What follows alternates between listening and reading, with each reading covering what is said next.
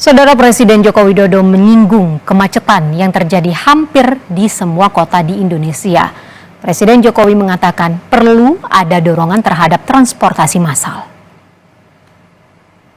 Terminal Mendolo, Terminal Patria, dan Terminal Purworejo. Hal itu disampaikan Presiden Jokowi saat meresmikan 4 terminal, yaitu Terminal A di Purworejo, Wonosobo, Blitar, dan Madiun dengan didampingi Menteri Perhubungan Budi Karya Sumadi.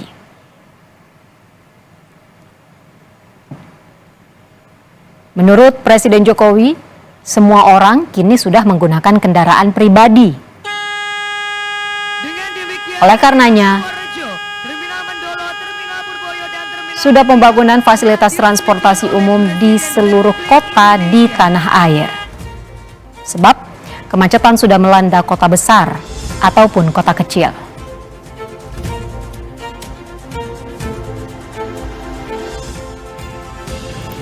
Sekarang ini macet hampir ada di semua kota. Macet karena semua orang menggunakan kendaraan pribadi, mobil pribadi, sepeda motor yang sangat banyak. Sehingga keluhan-keluhan itu harus dijawab. Kota kecil pun sekarang sudah macet. Sehingga transportasi massal, transportasi umum harus terus didorong.